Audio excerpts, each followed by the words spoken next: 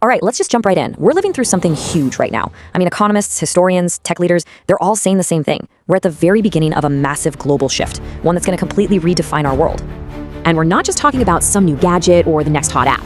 No, the experts, they're comparing this to the Industrial Revolution, to the internet.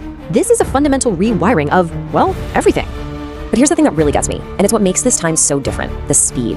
Just look at this. Electricity took almost 50 years to really catch on. The internet, a much faster 7 years. But ChatGPT, it hit 100 million users in 2 months. That's just mind-blowing. The speed is something we've never seen before, and it means we have to figure this out, like, yesterday.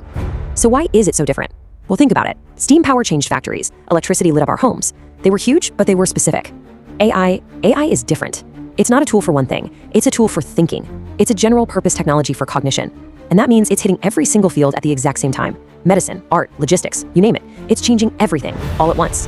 Which of course brings us to the one question that's probably on your mind, because it's definitely on mine. What about our jobs? Is this gonna make us all obsolete? Or is it gonna make us more human? It's a huge question, and the answer, well, it's not as simple as robots are taking our jobs. See, the key idea here is augmentation, not replacement. AI is fantastic at the grunt work, crunching the data, handling repetitive tasks, recognizing patterns. And by taking that off our plate, it actually makes the skills that are uniquely human more important than ever. Things like creativity, empathy, complex problem solving, the stuff a machine can't replicate. It's a major shift towards work that really needs that human touch. So what do? The path forward isn't about fighting it. It's about adapting. It really boils down to 3 things, right? First, you've got to stay informed. Know what's happening in your industry. Second, embrace lifelong learning. We all have to become students again, constantly upskilling. And third, just be ready to adapt. Your job might look different in 5 years, and that's okay. Being flexible is the name of the game. Okay, so that's the individual level. But let's zoom out and look at the whole economy. Because here we hit another major tension. On one hand, AI can unleash just unprecedented levels of growth. On the other, it could make inequality a whole lot worse. And make no mistake, the money pouring into this is just staggering. We're talking about over $250 billion in corporate investment in just 1 year, $250 billion. That's the fuel, the absolute engine driving this whole revolution forward. But here's the catch. There's a very real fear that all that wealth won't be shared evenly. You've got the people who can build and manage these AI systems. They're likely to do very, very well. But what about everyone else? We could be looking at a future where some people's wages just stall out, creating this kind of 2-tiered economy. It's a huge concern. And this is where it gets geopolitical. The analogy is perfect. AI is the new oil. It's the fuel for the 21st century economy.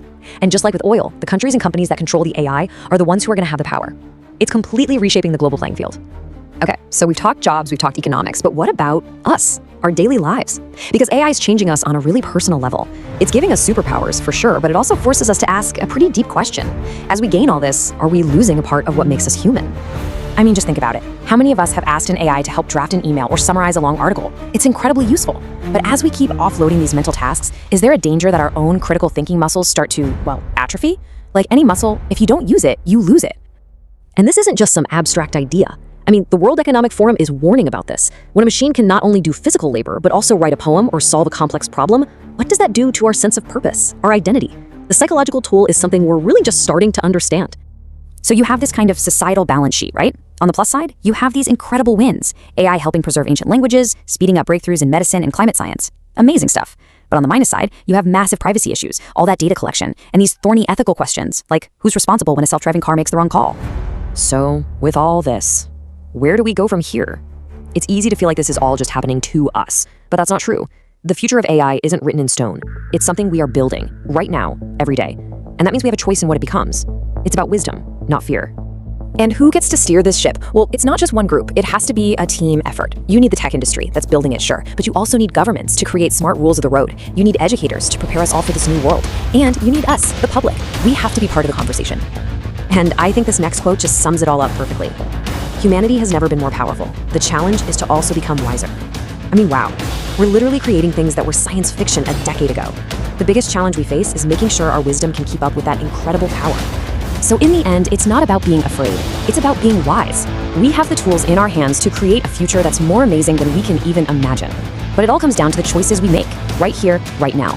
The real question isn't what will AI do to us? It's what will we do with AI? So, are we ready?